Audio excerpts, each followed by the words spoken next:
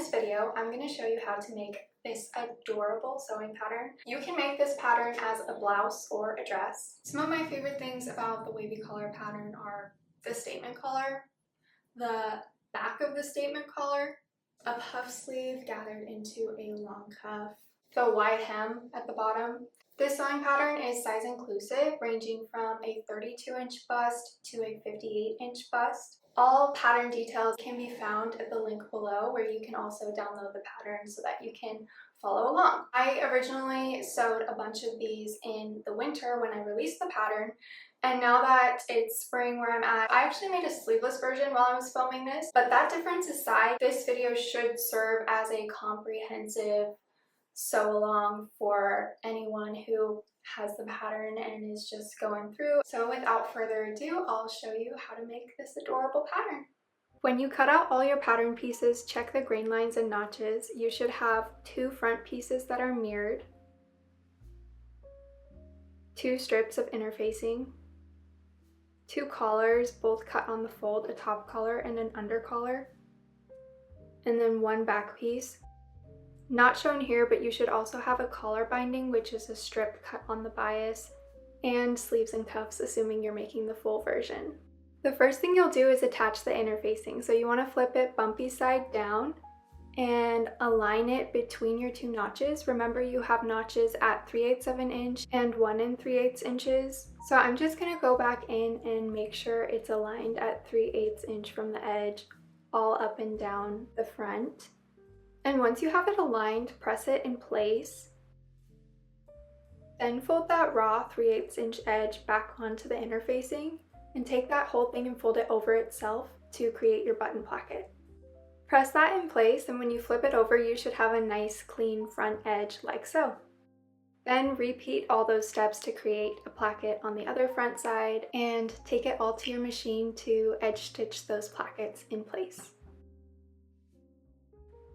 Now with your finished front halves, lay them together and grab your back piece. You're going to put this on top, facing them right sides together, and align them at the shoulders. You'll pin those in place, then take them to the machine and sew the shoulder seams with a 3/8 of an inch seam allowance, and then finish those raw edges and press them to the back.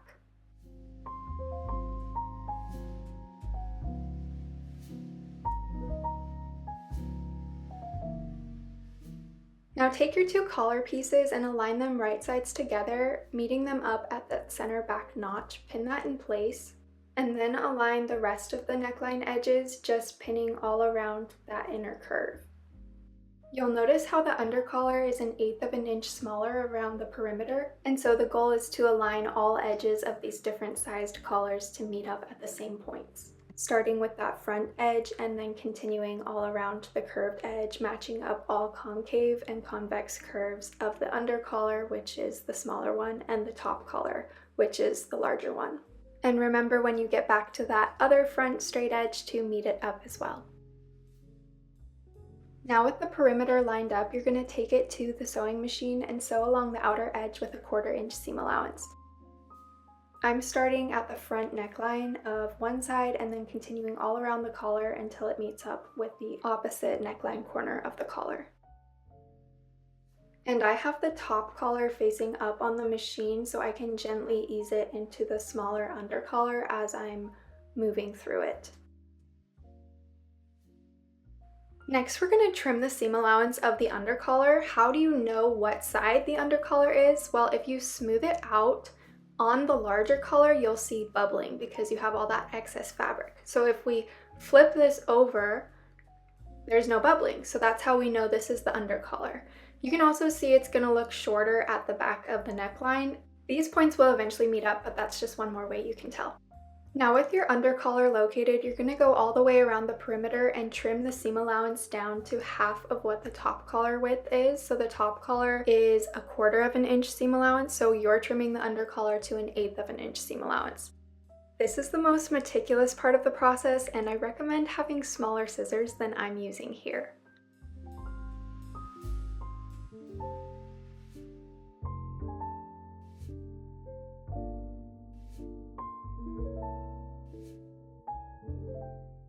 Once you finish that, you're going to notch and clip the curves. On outer curves, you'll do triangular notches, and on inner curves, you'll do straight little snips, making sure to not cut through the seam line.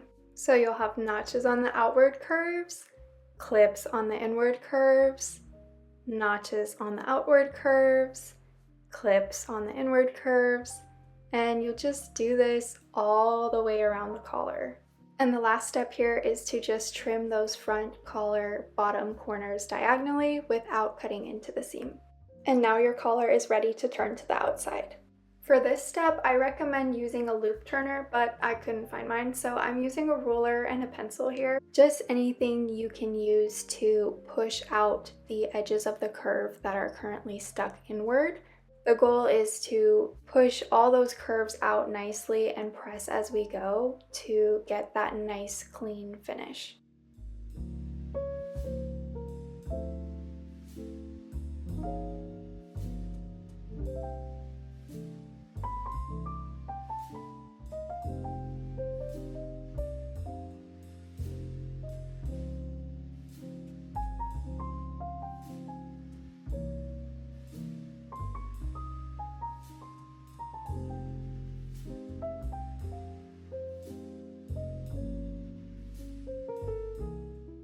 And all that work we did on the seam allowance of the collar paid off, because when you finish, you should have these nice crisp curves all around the edge of the collar.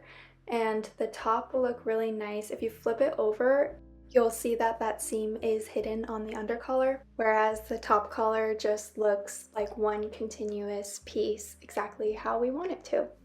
Now with the collar facing right side up, you're going to lay it on top of the garment facing right side up and line it up at that center back notch, pin that in place, and then pin all the other points of the neckline as well.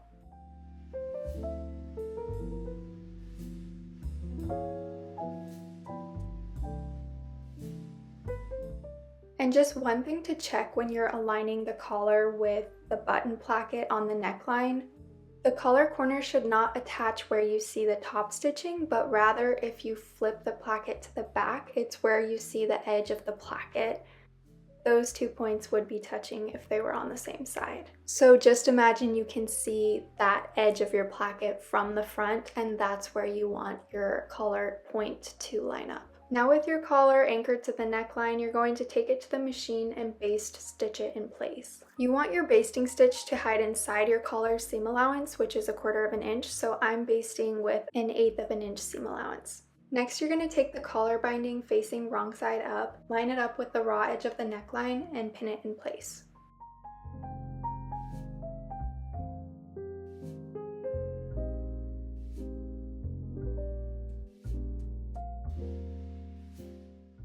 Now take that to the machine and sew the binding to the collar using a regular stitch length this time and 1/4 inch seam allowance.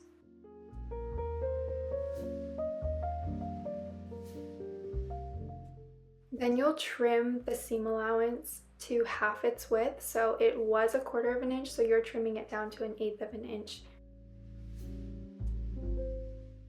And just trim those front edges while you're at it if they're hanging off a little long. Then you'll clip around the neckline, being so careful to not cut through the seam since it's a tiny seam allowance. Here's how that will look all the way around. Now it's time to finish the collar binding. This is the top view, but I'm going to show you how to pick it up. So you want to lift the collar so that you're looking at the inside of the garment.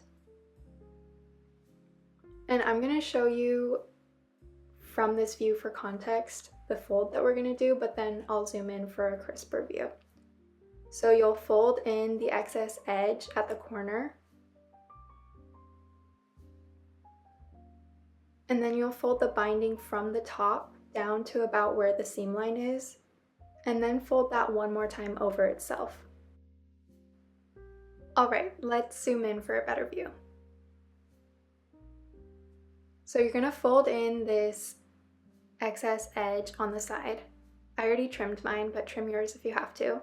And then you're going to fold the top of the binding down to where that seam line is. And then you're going to fold that over itself. And this conceals the raw edge and gives you a nice clean collar binding. We're going to pin that in place and then continue this fold all the way around. So it's down, then down again. And be careful here to make sure you're pulling the collar away so you're not pinning it under the binding and accidentally sewing over the collar. We always want the collar to be pulled out of the way. So we're just going to go all the way around and fold down, then fold down again, pin it in place, and then you'll take that to your sewing machine. My camera died at this stage, so here's some iPhone footage to show what that looks like. Here I'm just edge stitching that binding in place, making sure to pull the collar out of the way as I go. Once you get to the other front edge, you're going to pivot the needle to sew up the side as well. And this is what it should look like when you're all done stitching the binding. Just nice and clean. It's only visible from the inside of the garment. You'd never see it from the outside. And then you'll just trim any loose threads and press the collar in place to reinforce how it folds over the neckline and get it looking like a nice crisp edge so it looks really good when you wear it. Next, I'm going to pin the side seams right sides together all the way down and then take it to the machine and sew this seam with a 3/8 inch seam allowance and then finish those raw edges. The next part of the instructions, part 3, is all about making and attaching the sleeves, but because I chose to make a sleeveless version, I don't cover that here. I'll explain how to hack this pattern and make it sleeveless in a different video, but for now I'm just skipping ahead to part 4, which is buttons. I do buttonholes first. The recommended width of the button and length of the buttonhole is listed in the pattern, but I just like to sew some buttonholes on scrap fabric first to get them right. Buttonholes go on the wearer's right side, and you'll start by marking the center of the button placket, which is best located by looking at the back, because if you just go off the front, you might be deceived by the top stitching. That's how you find your horizontal starting point. As for the vertical, I just like to start the buttonhole where I see the stitch line from the bias binding. I wouldn't start it any further down than 3/8 of an inch from the top edge, just because the collar is so large that it will naturally pull at the placket and kind of split open if there's not a button high enough up to secure it. And after my first hole, I measure 2.75 inches down from that bottom edge to start the top of my next buttonhole. This is the recommended space between buttonholes in the pattern, but I suggest checking ahead of time that you like this spacing because you can space it differently for a more custom fit. Then I just continue this process all the way down the placket until I've finished all my buttonholes. And now I'm going to use my buttonholes as a point of reference for where to sew the buttons. First, check the alignment that your button placket edge is touching the corner of the collar on the front, or you can check it by flipping it over to the inside and it should line up with the edge of the other placket. From there, I'll take a fabric marker and mark just the center of the buttonhole, and that will bleed onto the other placket to show me where to sew on my button. I sew the first button down using it as a guide for the next one and the next one until I have all these beautiful buttons. And then it's time to finish the hem. Because this design has an A-line shape and we're doing a wide hem, we need to do a special technique. So first, mark 1.25 inches up vertically on the seam, and then mark a second point, 0.25 inches in horizontally from the seam. Then connect those dots and sew a diagonal line here.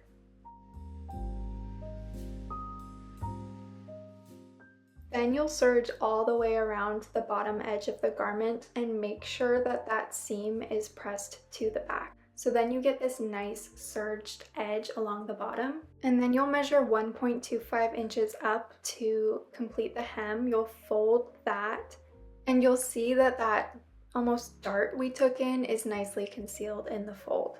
Then you'll just go around the entire hem measuring 1.25 inches up and pinning.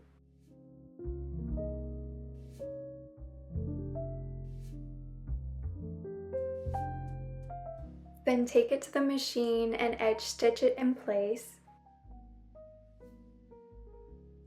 And this is the final step. After this, you'll have this beautiful wide hem. And that's everything. Oh, and then I added a bow just for fun. So this is how my finished dress turned out. But one of my favorite things about having this pattern out is seeing what you all choose to do with it, seeing the different variations and how each person makes it their own. So if you do choose to make it, tag Making Ashley because I'd love to see it. I hope this tutorial has been helpful. If you want to see future tutorials and patterns as they come out, then I guess like and subscribe, as they say. Anyways, thanks for being here.